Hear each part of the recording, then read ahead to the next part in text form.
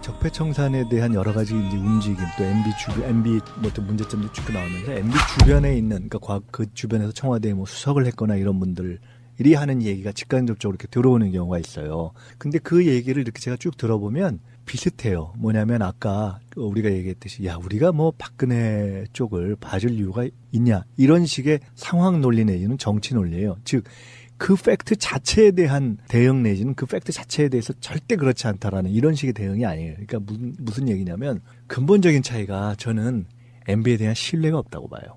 그러니까 그 사람들이 기본적으로 저 사람이 지금 문제가 되고 있는 무슨 뭐 BBK, 다스, 그다음에 각종 어떤 정치에 대한 정치 공작적인 부분에 대해서 MB가 절대 그럴 리 없다라는 신뢰가 없는 거예요. 그러니까 자기들도 갔을 때 뭐가 나올지 알 수 없어. 그래서 저는 선뜻 끼려고 하지 않는다, 이렇게 봅니다. 바레인까지 가서 강연할 일이 뭐가 있을까요? 난 그게 더 궁금하거든요.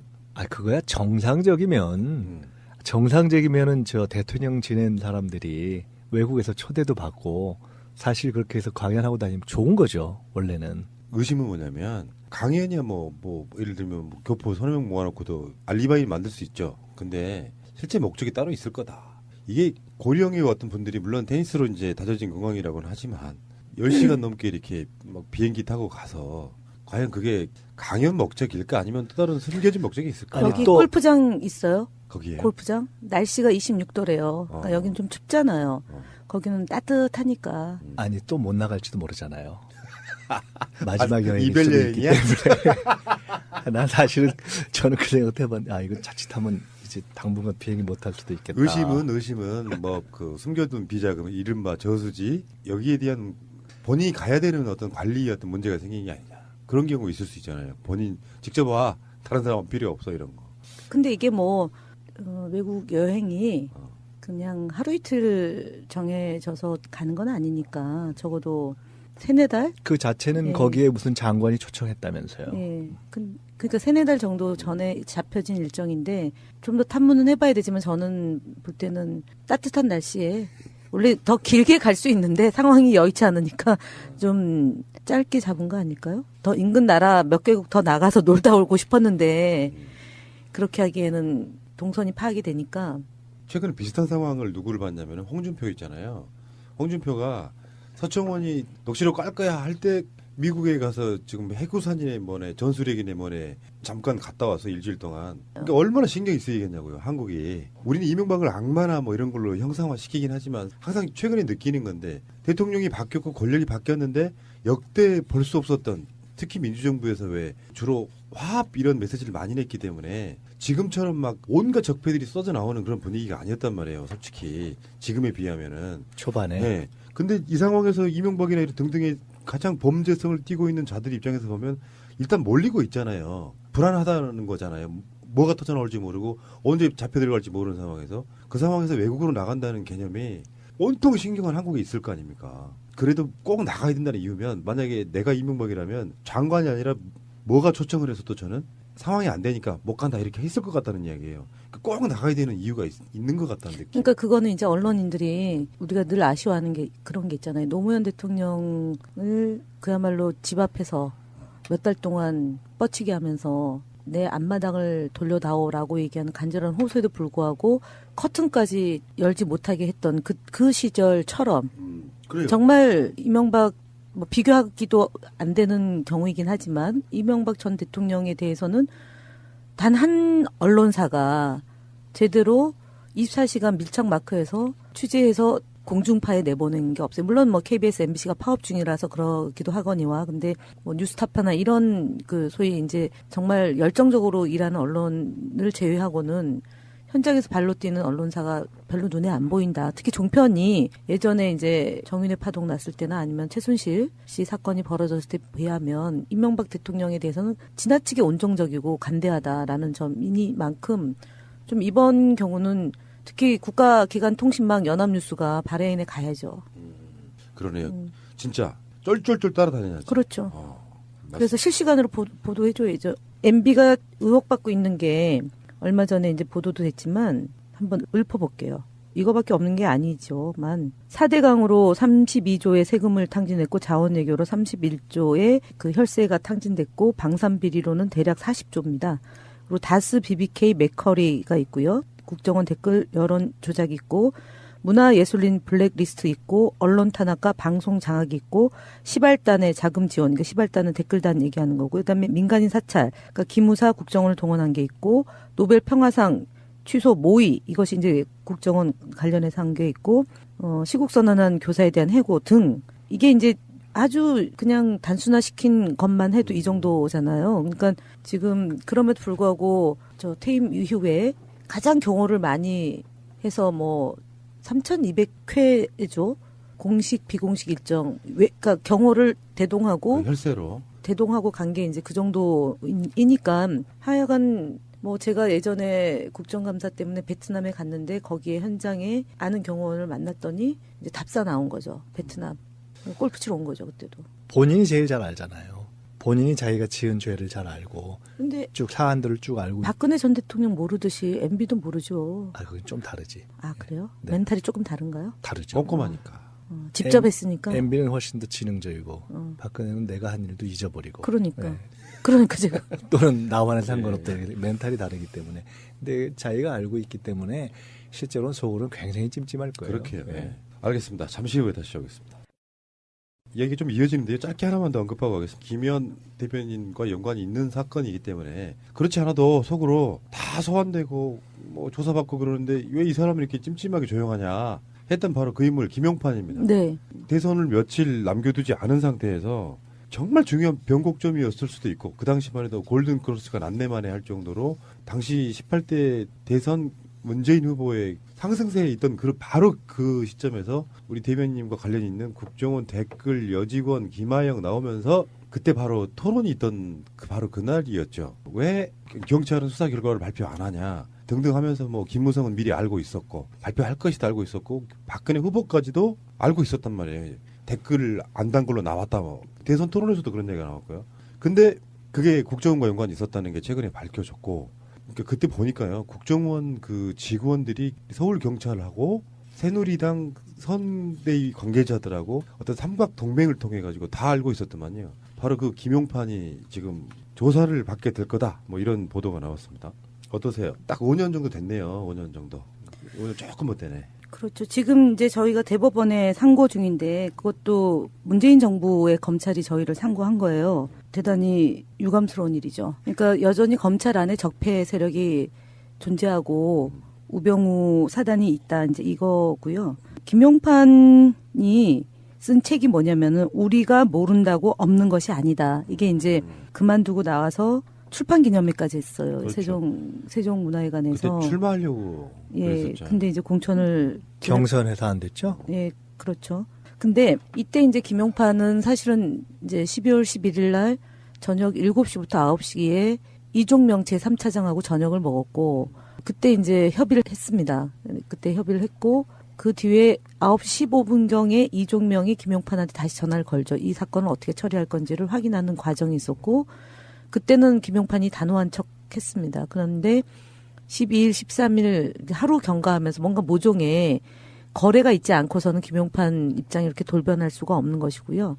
그래서 12일 날 권은희 수사과장이 압수수색 영장 치러 갈 때 전화해서 그것을 만류했고 그리고 나서 이제 13일, 14일 날 증거를 인멸해서 결국은 16일 날 중간 수사 결과 발표를 밤 11시에 예고를 하고 17일 날 아침 9시에 하게 되는 거죠. 결과론적으로 이 16일 날 예고, 그러니까 마지막 3차 방송 토론회 직후에 이제 속보로 나가고 그 다음날 중간 수사 결과 발표가 있었는데 그때 중간 수사 결과가 발표가 제대로 됐다라면 또는 중간 수사 결과 발표를 하지 않았다라면 지지하는 후보가 바뀌었겠냐라는 여론조사를 사후에 했는데 5.3% 차이가 생깁니다. 문재인 후보를 네. 지지했을 거다. 그럼 결과치로 바뀐 거예요. 그러니까 이 수사 결과 발표로 바뀐 거예요. 그러고 가녀린 여성에 대한 인권 침해고 문재인 대통령 후보가 책임져야 된다라고 박근혜 그때 당시 후보가 몰아치고 그리고 12월 14일 날 NLL 발췌본을 김무성이 부산에서 흔들어대고 그리고 16일 날 발표 직전에 점심쯤에 이미 김무성은 댓글 흔적이 없다라는 거를 알고 있었던 거고 그날 TV 토론 11시쯤에 진행됐는데 안영환 씨랑 제가 이제 1대1로 붙었는데 안영환도 이미 알고 나왔어요.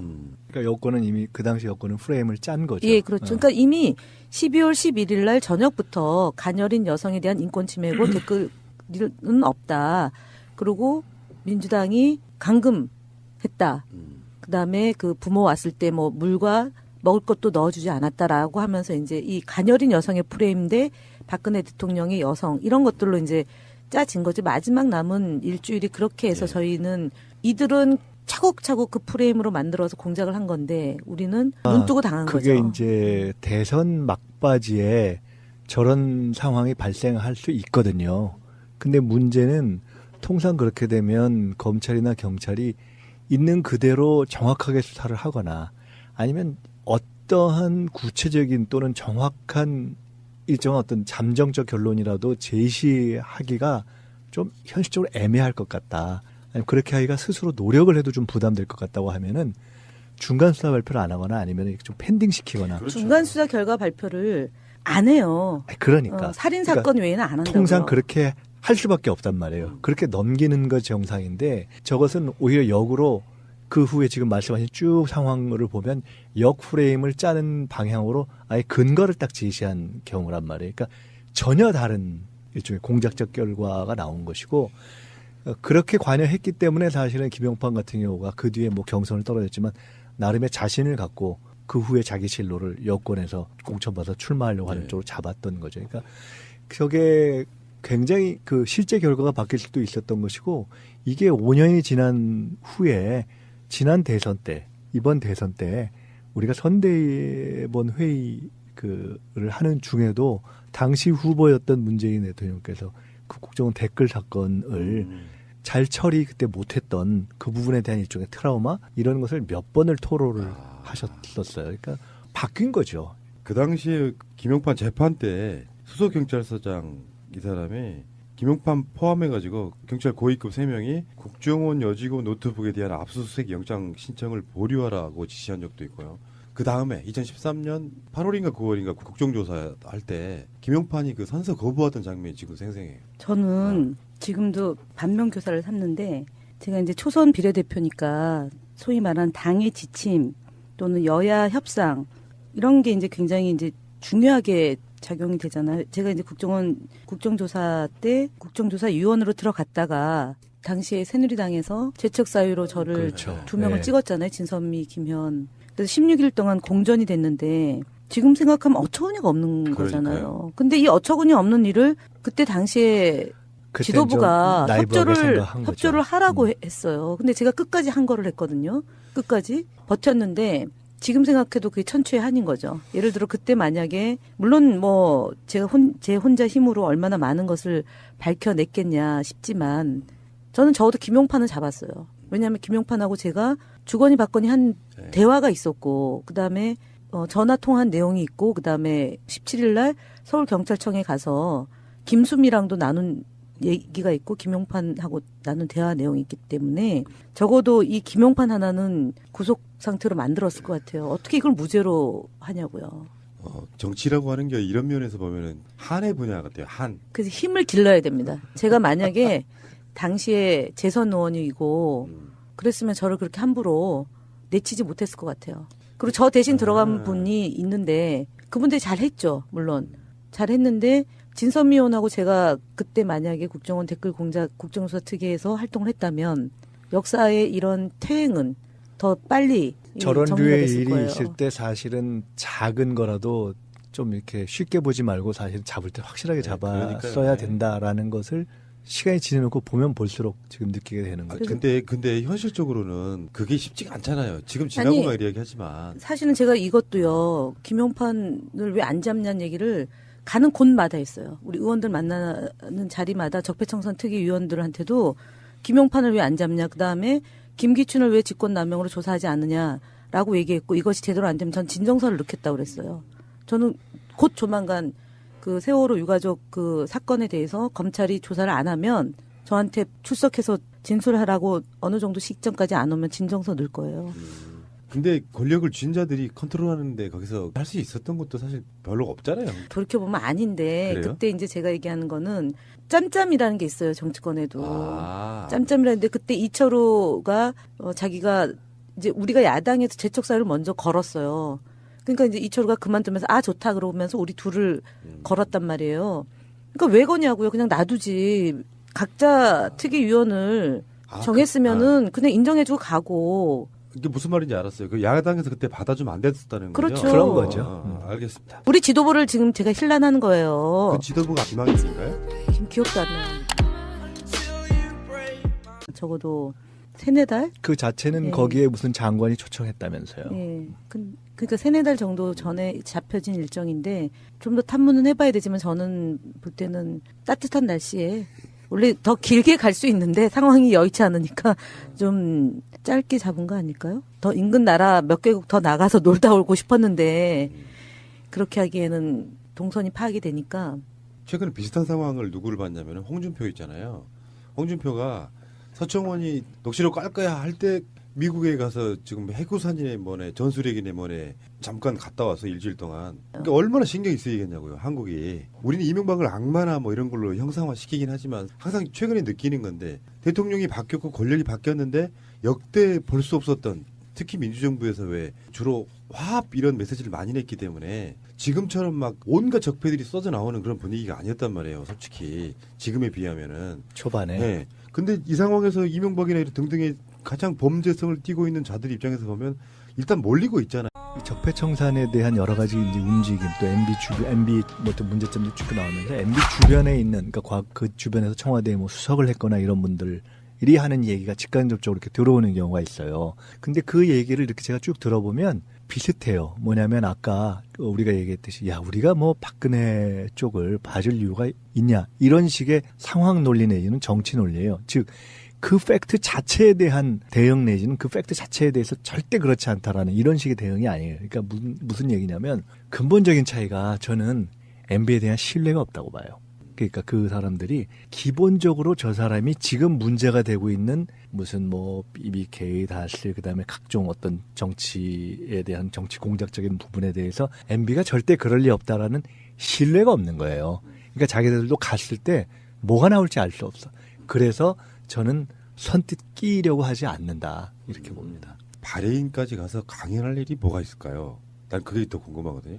아 그거야 정상적이면 언론사가 별로 눈에 안 보인다. 특히 종편이 예전에 이제 정윤회 파동 났을 때나 아니면 최순실 씨 사건이 벌어졌을 때 비하면 이명박 대통령에 대해서는 지나치게 온정적이고 간대하다라는 점이니만큼 좀 이번 경우는 특히 국가기관통신망 연합뉴스가 바레인에 가야죠. 그러네요. 진짜 쫄쫄쫄 따라다녀야죠. 그렇죠.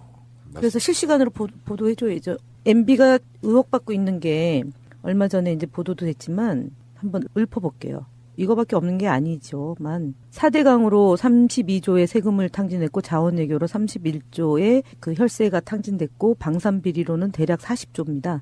그리고 다스, BBK, 맥커리가 있고요. 국정원 댓글 여론 조작이 있고 문화예술인 블랙리스트 있고 언론 탄압과 방송 장악이 있고 시발단의 자금 지원, 그러니까 시발단은 댓글단 얘기하는 거고 그다음에 민간인 사찰, 그러니까 기무사 국정원을 동원한 게 있고 노벨 평화상 취소 모의 이것이 이제 국정원 관련해서 한 게 있고 시국 정상적이면은 저 대통령 지낸 사람들이 외국에서 초대도 받고 사실 그렇게 해서 강연하고 다니면 좋은 거죠 원래는. 의심은 뭐냐면 강연이야 뭐 예를 들면 뭐 교포 서너 명 모아놓고도 알리바이 만들 수 있죠. 근데 실제 목적이 따로 있을 거다. 이게 고령의 어떤 분들이 물론 테니스로 이제 다져진 건강이라고는 하지만 10시간 넘게 이렇게 막 비행기 타고 가서 과연 그게 강연 목적일까 아니면 또 다른 숨겨진 목적이 있을까? 아니, 여기 또- 골프장 있어요? 거기에 골프장? 날씨가 26도래요. 그러니까 여기는 좀 춥잖아요.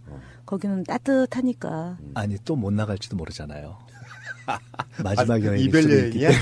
때문에. 난 사실은 저는 그 생각 해봤는데 이거 자칫하면 이제 당분간 비행기 못 할 수도 있겠다. 의심은 뭐 그 숨겨둔 비자금 이른바 저수지 여기에 대한 본인이 가야 되는 어떤 관리 어떤 문제가 생긴 게 아니냐 그런 경우 있을 수 있잖아요. 본인 직접 와 다른 사람은 필요 없어 이런 거. 근데 이게 뭐 외국 여행이 그냥 하루 이틀 정해져서 가는 건 아니니까. 네요. 불안하다는 거잖아요. 뭐가 터져 나올지 모르고 언제 잡혀 들어갈지 모르는 상황에서 그 상황에서 외국으로 나간다는 개념이 온통 신경은 한국에 있을 거 아닙니까? 그래도 꼭 나가야 된다는 이유면 만약에 내가 이명박이라면 장관이 아니라 뭐가 초청을 해서도 저는 상황이 안 되니까 못 간다 이렇게 했을 것 같다는 이야기예요. 꼭 나가야 되는 이유가 있는 것 같다는 느낌. 그러니까 그거는 이제 언론인들이 우리가 늘 아쉬워하는 게 그런 게 있잖아요. 노무현 대통령을 그야말로 집 앞에서 몇 달 동안 뻗치게 하면서 내 앞마당을 돌려다오라고 얘기하는 간절한 호소에도 불구하고 커튼까지 열지 못하게 했던 그 시절처럼 그래요. 정말 이명박 뭐 비교하기도 안 되는 경우이긴 하지만 이명박 전 대통령에 대해서는 단 한 언론사가 제대로 24시간 밀착 마크해서 취재해서 공중파에 내보낸 게 없어요. 물론 뭐 KBS, MBC가 파업 중이라서 그러기도 하거니와 근데 뭐 뉴스타파나 이런 그 소위 이제 정말 열정적으로 일하는 언론을 제외하고는 현장에서 발로 뛰는